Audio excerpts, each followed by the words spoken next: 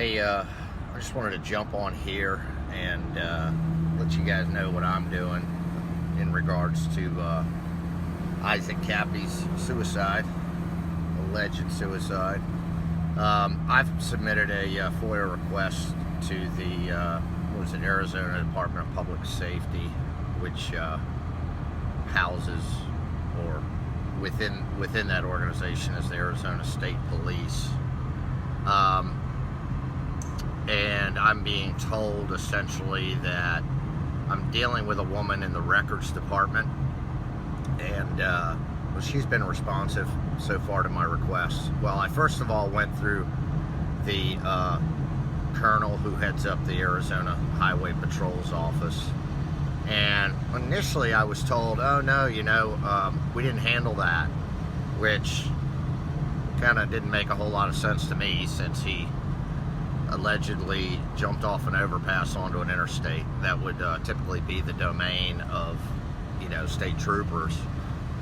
And so I guess I just kept pushing and saying, hey, look, you know what, I'm not going away, and I want this information, and under the law you have to provide it to me. So anyway, I ended up getting referred to their records people, who basically acknowledged that, yeah, they're handling this, and it was handled by the Arizona Highway Patrol, or State Police, I'm sorry, I forgot what they call themselves.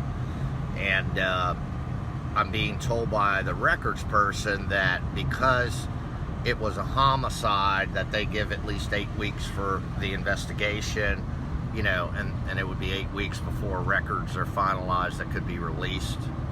And she said another department handles most of the sorts of documents I requested, which one thing I requested, sorry, I had a call coming in. I asked if a toxicology report had been, requested, if a toxicology test to see what was in Isaac Kappy's blood at the time, if he had been drugged, if he was on drugs, if so, what kind of drugs, if a toxicology report was not made, who made that decision, and what was the rationale behind their decision. And of course, you just asked for any and all records pertaining to this investigation, including photographs, eyewitnesses, contact information, etc. I have not eliminated the possibility of going out there, because there's nothing like going to a scene, interviewing people that are not going to be in official reports, such as hotel personnel, finding out what they might have seen, if they saw anything suspicious, etc. So I'm on top of that, and when I get any information from these guys, I'll share it with all of you as well, because it's probably going to be a pile of documents to read through, and because it's still, the whole thing's just not sitting well with me, as I'm sure is the case with many others. Let's talk about Trump for a minute, and his great success with forcing Mexico to basically protect our border by enforcing immigration laws and not allowing them to be a transit nation for all these illegal immigrants flooding in from Central America, which now Mexico's coming out and saying, hey, look, all this money was flooding in from the US and UK. That's, I'm sure, no surprise to anyone. George Soros and company are financing all of that, giving these illegals cash to join in on the caravan to invade our nation. And of course, it's the same strategy that has been actually pretty successful for the New World Order Luciferians in Europe, in first of all the United States, waging war in Syria, encouraging all of that, establishing and funding ISIS, and creating a refugee situation which justified the flooding of Europe with North African Muslim immigrants, which of course is causing all sorts of problems, across Europe right now.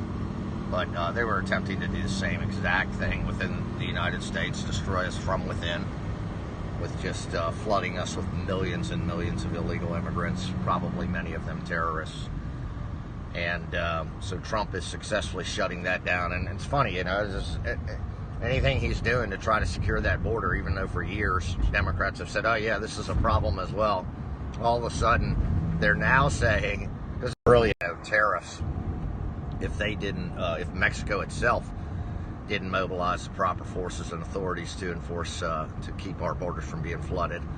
And, guys like Chuck Schumer are coming out saying, oh yeah, he created a solution to a problem he fabricated. It's like, really?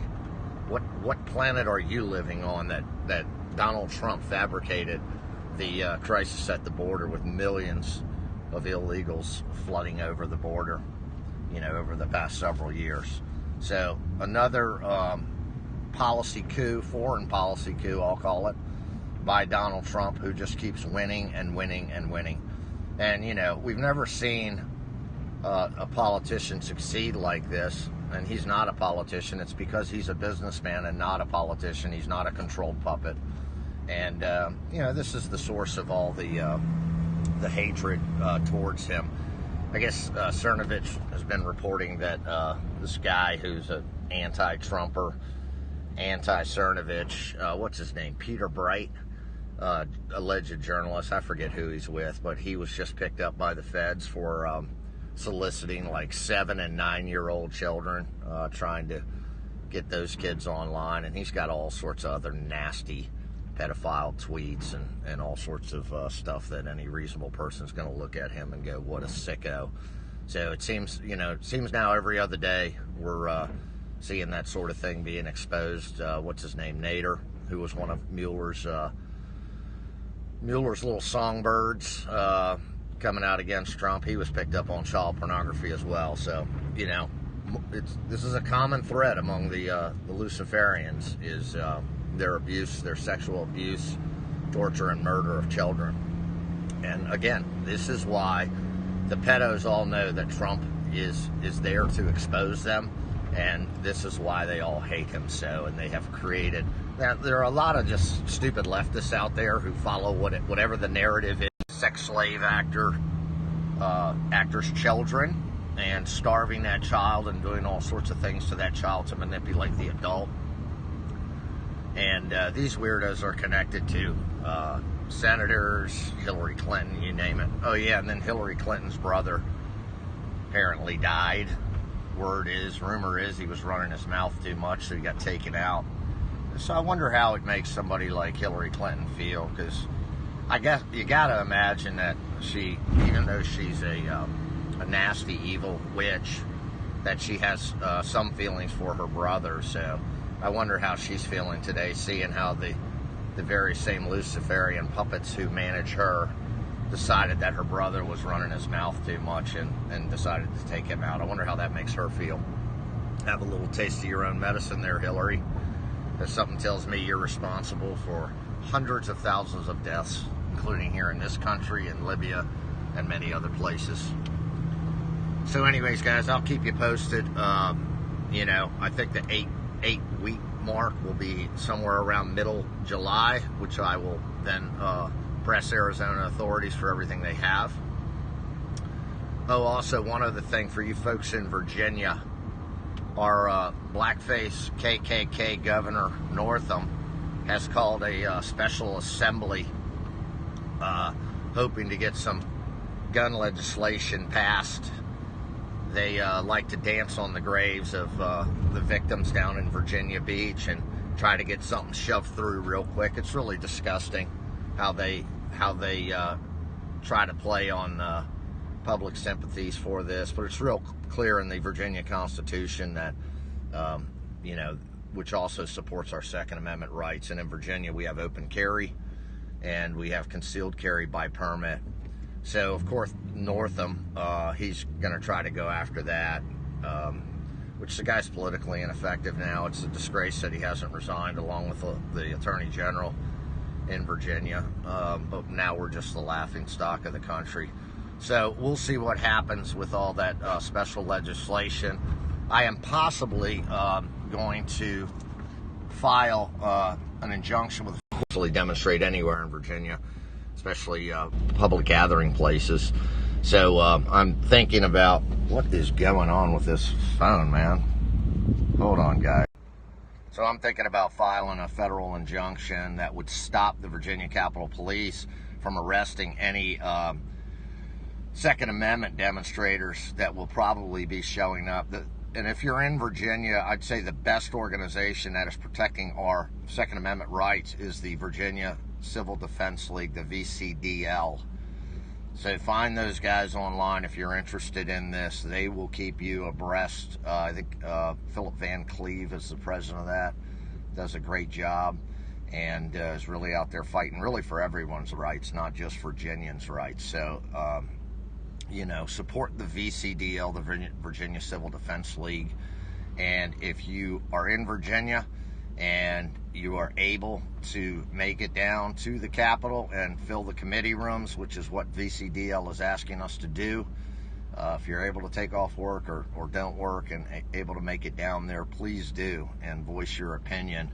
Another couple interesting things that I have not verified about this gunman, who I don't believe this was a false flag because there's just not been any media coverage on it, and the guy used 45 pistols as opposed to any rifle, which we know they all want the rifles the most. So I don't think this was a false flag, but a couple interesting things is that this man was possibly a Muslim, which they would, of course, keep out of the news. Now, if he were a devout Christian, they would, of course, scream from the rooftops about that, but it's possible that this guy's a Muslim. I'm still trying to investigate that and find some evidence to that effect, because that's a rumor, I guess I'll call it, that's out there right now. And again, the interesting thing is there that they don't report this sort of thing. And unlike other false flags which you hear about on national news for days on end, this was actually difficult to find in national news for me when I was searching for it the day after. Could not find much at all. I mean, I could find some stuff, especially local news, but not nationwide news. So anyway, everything's going well. I'm also counting on big things on the 4th of July. I'll be going up to D.C. and meeting with Peachgate Howie up there, celebrating his 50th birthday. And we plan on having a grand old time with a few other people as well, whose names I won't mention because I haven't asked them if that's okay. And hope you guys can make it to D.C. You know, Donald Trump, I think, has some exciting things planned. I've speculated on a few of them, and we'll see if any of those come true. But I think it's going to be a very exciting 4th of July. I think that Q has kind of run its course, and that we shouldn't count on a whole lot, if any, more posts from Q, and that things ought to be unraveling quickly now for the Luciferian pedophiles and being fully exposed for the global criminals that they are. So everybody hang in there. We are definitely winning.